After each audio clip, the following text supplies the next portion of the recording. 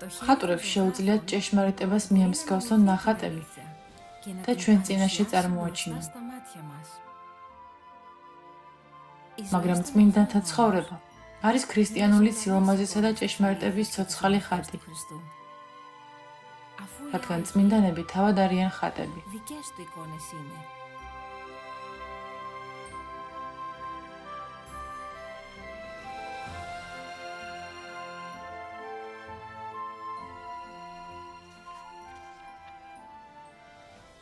წმინდა ნიკოლოზი დაიბადა ლუკიის ქალაქ პატრაში, ქრისტეს შობიდან მე-3 საუკუნის მიწურულს. მისი მშობლები ქრისტიანები იყვნენ. ამის გამო მან პატარაობიდანვე შეიყვარა ქრისტე და როცა გაიზარდა სასულიერო პირი გახდა, რომ მისი საქმიანობა გაეგრძელებინა. ქონება, რომელიც მშობლებისგან მიიღო, დაარიგა, ჩათვალა, რომ ის მათ ეკუთვნოდა, ვისაც ამის საჭიროება ჰქონდა.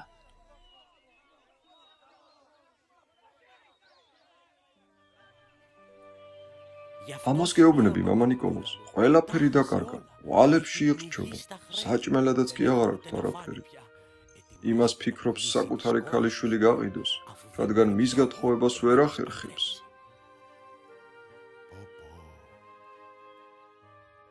კარგი შვილოჩემ, წადი ახლა, ნახოთ რის გაკეთება შეგვიძლია. ნახვამდის, მამა ნიკოლოზ, დამლოცე, ქრისტემ დაგლოცოს. ღმერთო ჩემო, საბრალო გოგონები.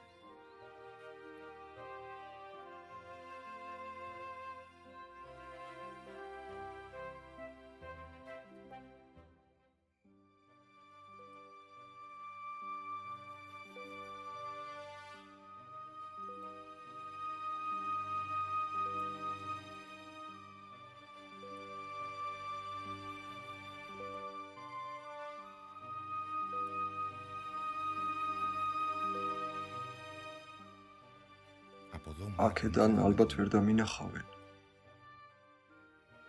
ასია მოწყალება დაფარული, ფრთიანი და მოხერხებული. ოქროს ფრთები აქვს და ანგელოზებს ძალიან აამებს.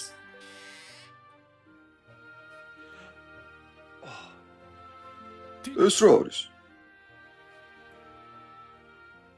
აქ საიდან გაჩნდა? ნამდვილი ოქროა, მაგრამ საიდან? ეს მონეტები კმარა და მეტიცა, რომ უფროსი ქალიშვილი დავაქორწინა, მაგრამ საიდან გაჩნდა? მამა ნიკოლოზ, გაიგე? გაგიმარჯოს. რა მოხდა? ბატონი იოანე უფროს ქალიშვილს ათხოვებს და როგორც თავად ამბობს, ნამდვილი სასწაული მოხდა. გეტყვი რაც მოხდა.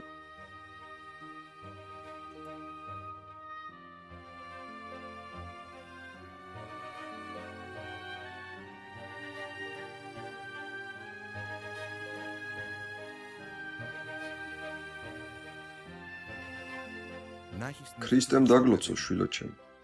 გაკურთხოს უფალმა ამ კეთილი ამბისთვის, რაც მახარ.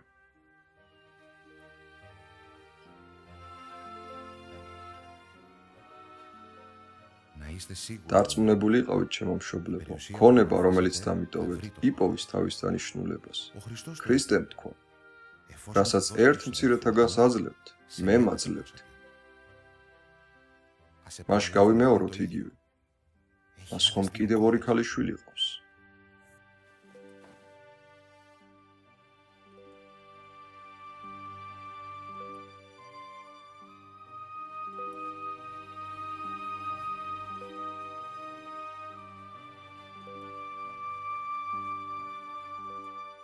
მონეტები პატარა ფანჯარაში მალულად შეყარა და მალევე სახლში გაბრუნდა, რადგან არ სურდა ვინმე შეემჩნია, თითქოს რცხვენოდა. მისთვის ისიც საკმარისი იყო, რომ ქრისტე დაინახავდა.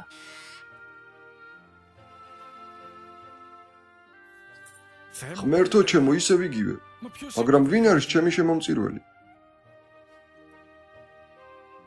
თუ მესამედაც გაიმეორებს ჩემი მესამე ქალიშვილისთვის, უნდა ვიფხიზლო და ვნახო ვინ არის.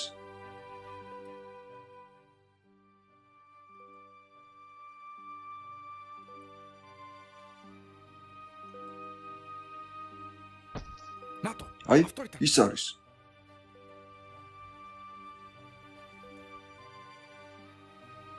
მამა ნიკოლოზ, ეს შენ ხარ?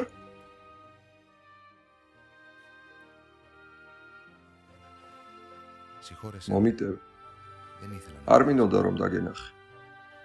მაგრამ რას ამბობ, მამაო? ურავის ეტყვი შვილო ჩემო. ხო. დიდ მადლობას გიხდი, მამაო. შენ მე გადამარჩინე. მე უღირსი, რომელიც საკუთარ შვილებს ვღუპავდი. ქრისტემ გადაგარჩინა შვილო ჩემო. ქრისტია ნავსაყუდელი. მათთვის, ვინც განსაცდელში. ნავსაყუდელი უმეცართათვის. არ არსებობს კარგი და ცუდი. დიდი მადლობა, მამაო.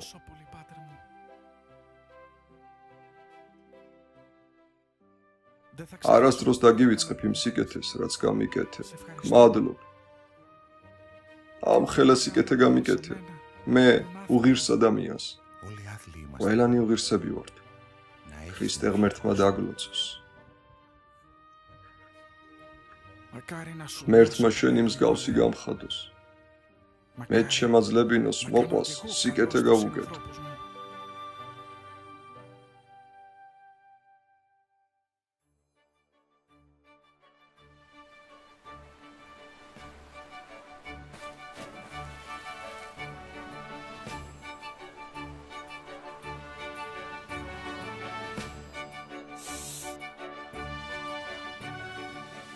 კაპიტანო, ნიკოლოზი ამბობს, რომ უამინდობა მგზავრობას გაგვირთულებს.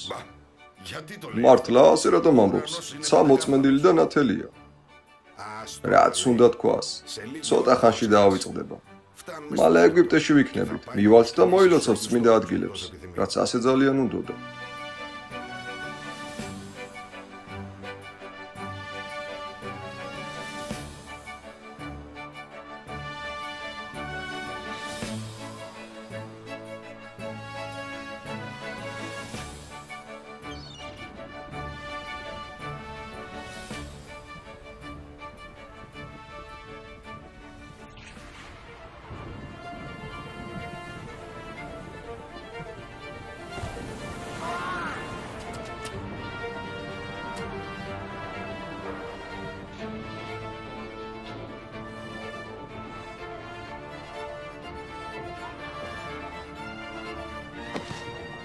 ნიკოლოზ, ილოცე, გადაგვარჩინე.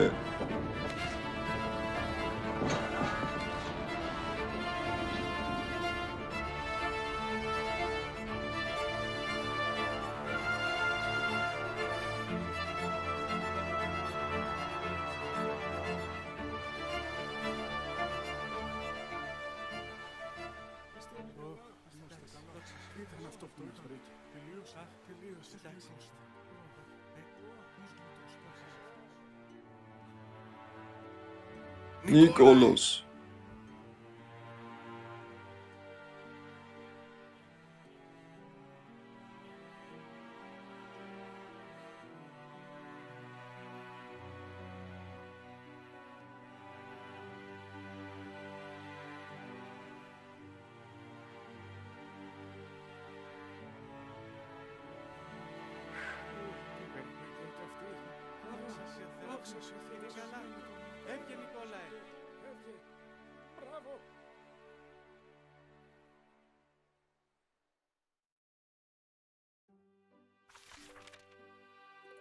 მცირე აზიაში, კერძოდ ლუკიაში, ქალაქ პატრასთან ახლოს იყო ქალაქი, სახელად მირონი, რომელმაც ეს სახელი მდინარე მირონისგან მიიღო. იმ დროს ქალაქ მირონის ეპისკოპოსმა მიიძინა, როგორც ამას ეკლესიაში ვამბობთ. სხვა სიტყვებით გარდაიცვალა. საჭირო გახდა მის ნაცვლად ვინმე სხვა აერჩიათ. ვინმე ღირსეული, ვინც ქრისტეს მსგავსი იქნებოდა. ეპისკოპოსები და მღვდლები ფიქრობდნენ, ახალი ეპისკოპოსის ხელდასხმა ღმერთისთვის მიენდოთ. მართალია ეპისკოპოს ხალხი ირჩევს, მაგრამ მას ღმერთი ადგენს, რადგან უკეთ იცის საკუთარი საქმის წარმართვა. ის, ვინც პირველი შემოვა ტაძარში, ის იქნება ღირსეული კანდიდატი ეპისკოპოსის ხარისხისა.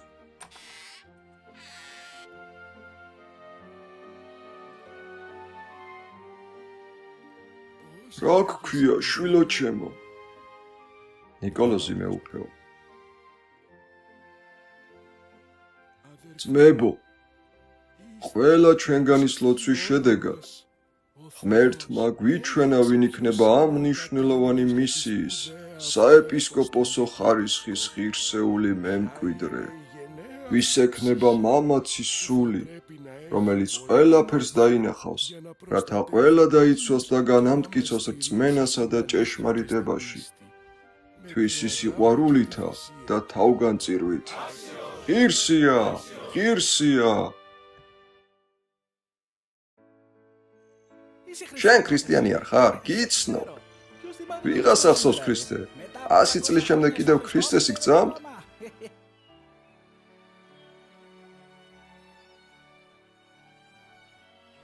ქრისტიანები კიდევ არსებობენ? აბა, თან საკმაოდ ბევრი. უცნაური ხალხია ეს ქრისტიანები. ხო, მეც მერგო ბედნიერება რამდენიმე მათგანი გამეცნო. რაღაც უჩვეულო სითამამი აქვს, თითქოს არაფრის ეშინიათ. არ ბრაზდებიან, არ დასცინიან, არ განიკითხავენ. მერე კიდე ყველაფერს უნაწილებენ სხვებს, ღარიბებიც რომ იყო. უცნაური ადამიანები, შეშლილები. თითქოს არაფერი აწუხებთ.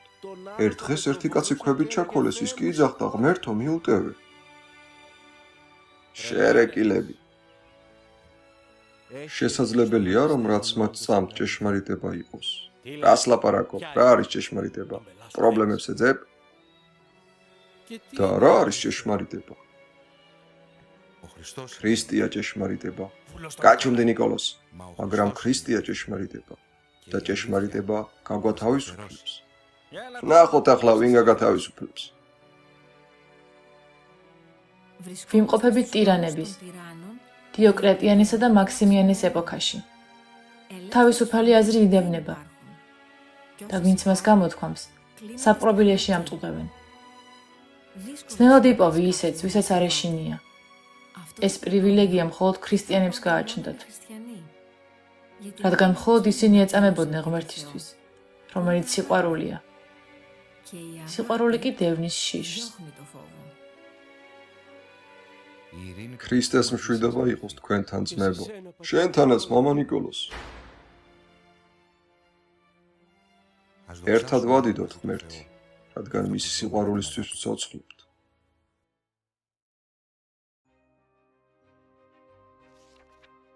მაგრამ დადგა დრო და სამეფო ტახტზე ავიდა კონსტანტინე დიდი. მან გაათავისუფლა ყველა ქრისტიანი და ყველასთან ერთად ჩვენი საყვარელი ნიკოლოზიც.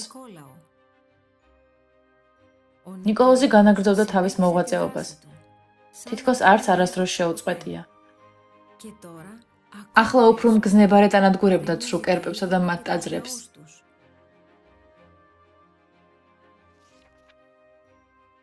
ეკლესია ახალი გამოსული იყო დევნილობიდან და ჯერ არ იყო სრულად ჩამოყალიბებული.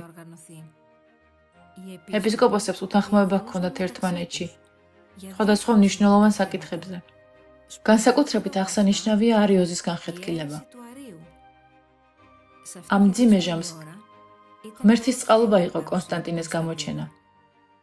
იგი სათავეში ჩაუდგა ეკლესიას და დაეხმარა მის პირველ ნაბიჯებში. ვიმედოვნებ, ეს ბოროტება დატოვებს ჩემი იმპერიის კედლებს. სინოდს მოვიწვევ. სოფლიო კრებას. ყველა ეპისკოპოსს, მდლებს, დიაკვნებს, კლერიკოსებს და ყველა მოვიდეს, რომ ერთად გადავწყვიტოთ ეს მნიშვნელოვანი საკითხები, რომელთაც თავი იჩინეს. მან ყველა მოიწვია. სასულიერო პირები დაიძრნენ, როგორც კონსტანტინე ბრძანა ბითვინის ქალაქ ნიკეისკენ. ჭეშმარიტად ღმერთის მხედრობა იყო, შემდგარი აღმსარებლებისა და რწმენის დამცველებისგან. მრავალი ეპისკოპოსი დატყვევებული და ნატანჯი იყო დიოკლეტიანის მიერ. თუმცა აღსებული იყვნენ სულიწმიდითა და სამოციქულო ნიჭებით. სასახლის კედლებთან აურაცხელი ხალხი იყო შეკრებილი. ყველა ეს ადამიანი, ვინც იტანჯა ქრისტესთვის. სხვა უკეთესი, ვინ უნდა მოეწვიათ სინოდზე? რწამს ერთი ღმერთი, მამა ყოვლის სამყრობელი, შემოქმედი ცისა და მიწისა, ხილულთა ყოველთა და უხილავთა. და ერთი უფალი იესო ქრისტე, ძე ღვთისა მხოლოდ შობილი, მამისაგან შობილი უწინარეს ყოველთა საუკუნეთა. ნათელი ნათლისაგან, ღმერთი ჭეშმარიტი ღვთისაგან ჭეშმარიტისა, შობილი და არაქმნილი, თანაარსი მამისა, რომლის მიერ ყოველივე შეიქმნა, რომელიც ჩვენთვის, კაცთათვის და ჩვენი საცხონებისათვის გარდა მოხდა ცათაგან და ხორცი შეისხა სულიწმიდისა და მარიამ ქალწულისაგან და განკაცდა და ჯვარს ეცვა ჩვენთვის პონტოელი პილატეს დროს და ევნო და დაევნო და აღდგა მესამესა დღესა წერილთა თანახმად და აღვიდა ცათა მიმართ და მჯდომარეა მამის მარჯვნივ და კვალად მომავალია დიდებით, განსჯა ცოცხალთა და მკვდართა, რომლისას უფევისა არ იქნება დასასრული და სულიწმიდა.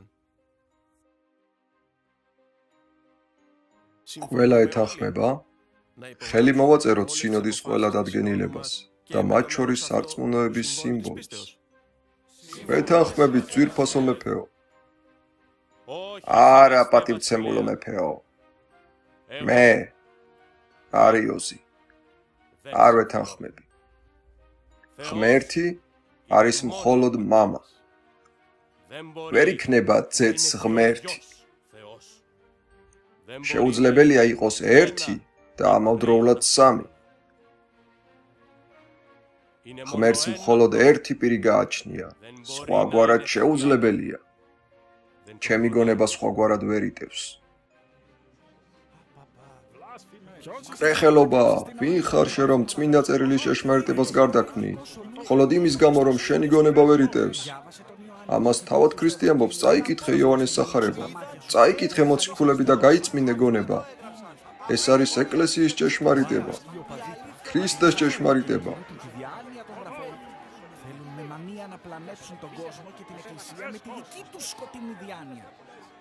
ღმერთი არის ერთი თავისი ბუნებით და სამპიროვანი. მამა ღმერთი, ძე ღმერთი, სულიწმიდა ღმერთი, ერთი ძალა, ერთი ბუნება, ერთი ღვთაება. რაც ნიშნავს ხედავ ამაგურს. ერთდროულად სამი სხვადასხვა საგნისაგან შედგება. თიხა, წყალი და ცეცხლი.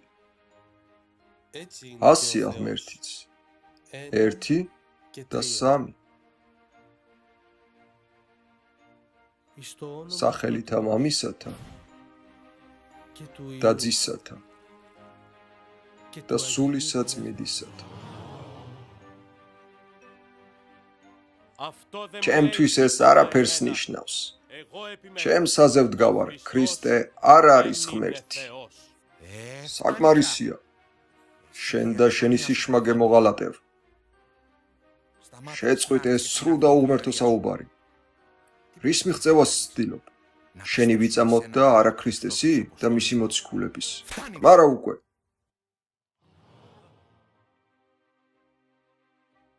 ამ შემთხვევაში მართებული იქნება ნიკოლოს ხელი მოჭრა. თქვენ წინაშე რომ ეს გაბედა, თქვენო ბრწყინვალებო. პირველი მსოფლიო კრების გადაწყვეტილებებს ყველა ხელს მოვაწერთ.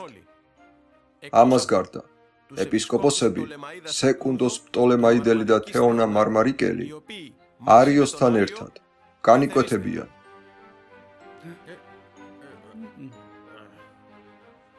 წუხვარ, მაგრამ ევსევიოს ნიკომედიელი და თეოგნოს ნიკეელი კანიდევნებიან. ყველა ერეტიკოსი დაიშჭება ჩემი ბრძანებით. ეკლესია უნდა გავწმინდოთ ყოველგვარი მწვალებლობისგან და განვამტკიცოთ მართლმადიდებლობა. შენ რაც შეგეხება ნიკოლოზ, კაბედული ეპისკოპოსი ხარ, მაგრამ ვალდებული ვარ დაგაპატიმრო ჩემ წინაშე ჩადენილი შენი საქციელის გამო. ჩემი როგორც იმპერატორის, სულ მცირე კრების სამუშაოების დასრულებამდე. ასევე წაიყვანეთ წიგნებისა და სახარების გარეშე, მხოლოდ კაბით.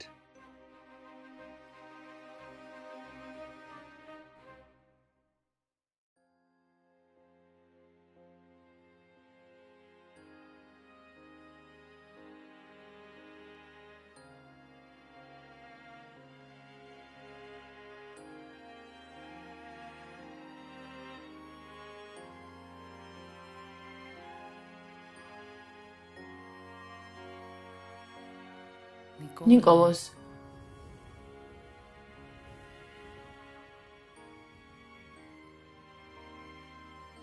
რატომ ხარ საპყრობილეში?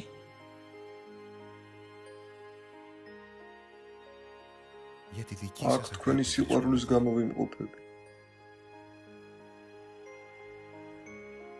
მიიღეს.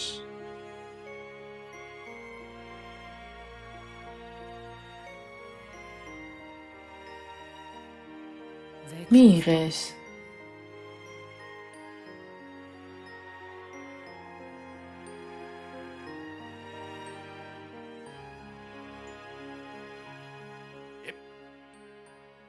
ესენი სად ნახე? ქრისტემ და ყოვლადწმინდა ღვთისმშობელმა მომცეს.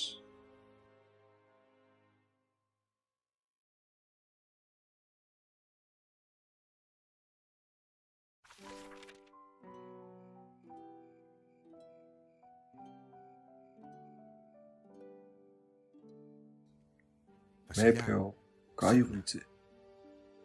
მეფეო, გაიღვიძე. ჩქარა გაიღვიძე. გაათავისუფლე ის სამი კაცი.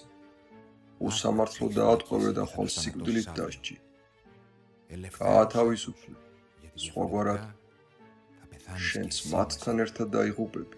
ვინ ხარ? შენ ვინ ხარ? ასე ლაპარაკს როგორ მიბედავ? ნიკოლოზი ვარ. მირონის ეპისკოპოსი. ეს რა იყო? სიზმარი იყო თუ ცხადი? ვინ არიან ის უდანაშაულოები, ხვალ რომ უნდა დასაჯონ? და ნიკოლოზი მიღა. საერთოდ რა ხდება? ავლავიო, ფული უდანაშაულო კაცის დაპატიმრებაში აიღე. გაათავისუფლე სასწრაფოდ. სხვაგვარად შენც მასთან ერთად დაიღუპები. ნიკოლოზი ვარ. ეს რაღა იყო? ოხ, ეს ნიკოლოზი ყველგან ცხვირსხობს. ჩემს სიზმრებშიც კი მოდის. ავლავიო, ეს სწრაფად წამოდი, მეფე გიხმობს. ასე დროს? ხო, ახლავე, იჩქარე, აღელვებული ჩანს.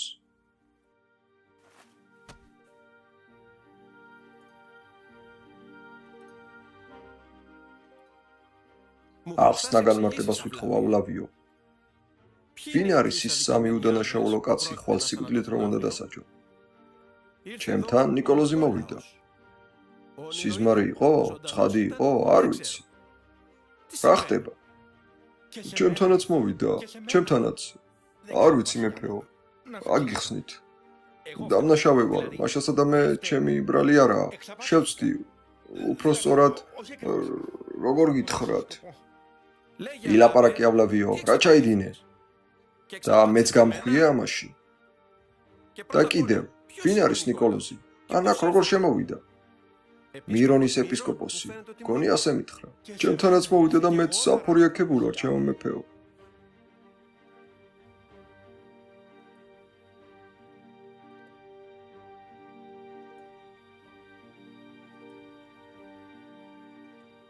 ასე დღეში რატომ ხარ ავლავიო? თავი ვერ მოვუყარე. ახლავე აქ მომგვარეთ ის სამი დაპატიმრებული. გამოვიკვლიო რა ხდება სინამდვილეში.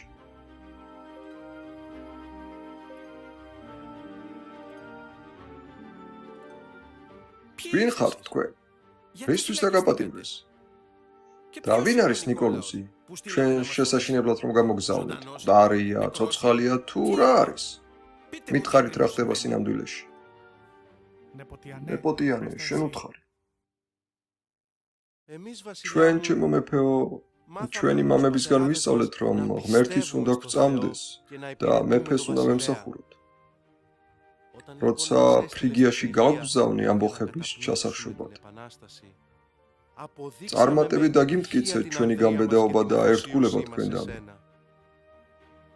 თუმცა შურის, გაუტანლობისა და ფულის სიყვარულის გამო, რომელიღაც შენმა კაცმა ჩვენი გამარჯვების სიხარული წუხარებითა და სიკვდილით დასჯის შიშით შეცვალა. ასია ავლავიო.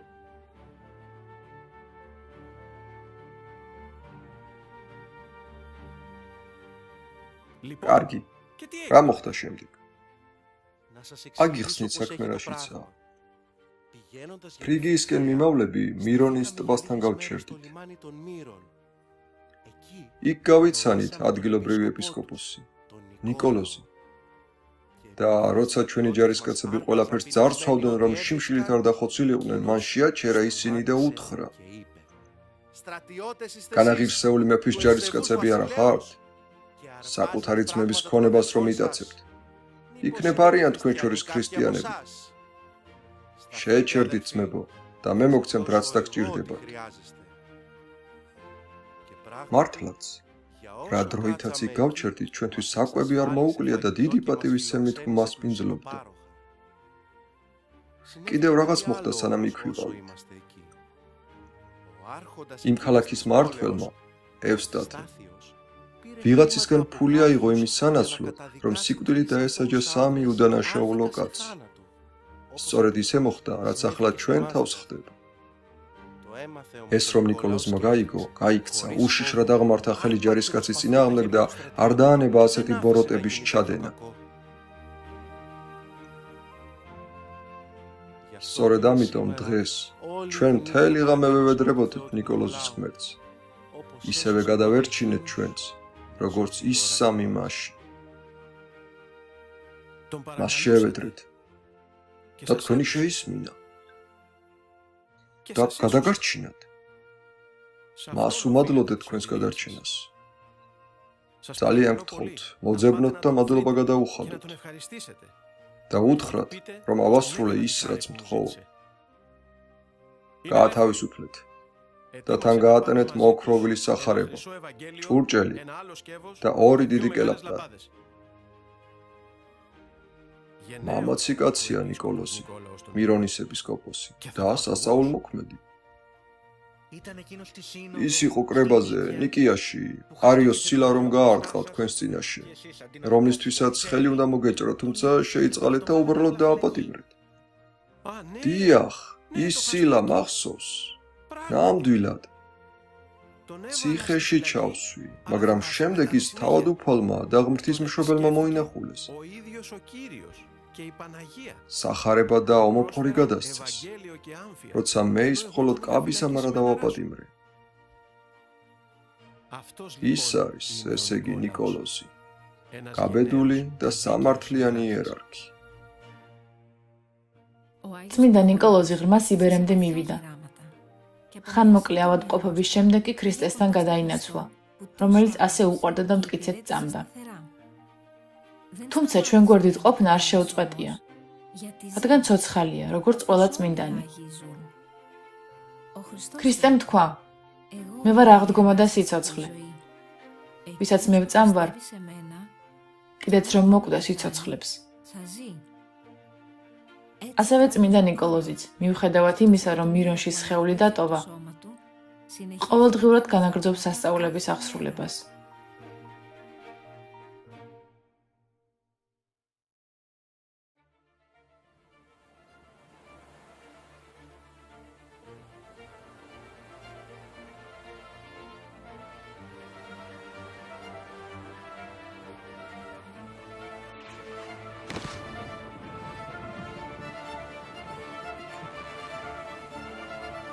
წმინდა ნიკოლოს, გადამარჩინე.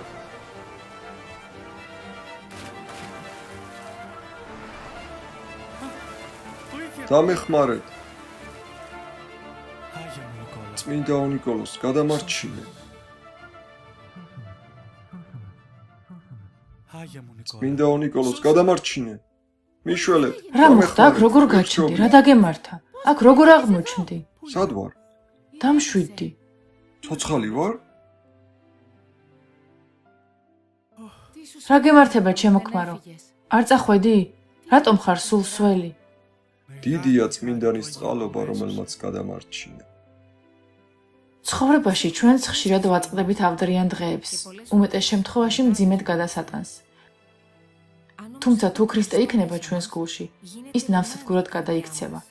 ჩვენი ცხოვრება კი კეთილსურნელოვანი მირონის მსგავსი შეიქმნება. მაშინ კი ვეღარაფერი შეგვაჩერებს. ასე ცხოვრობდა წმინდა ნიკოლოზი და სასწაულების წყაროდ იქცა. სანამ მივემსგავსებით, დაევევედროთ. ის კი არ დაიზარებს ჩვენს დახმარებას.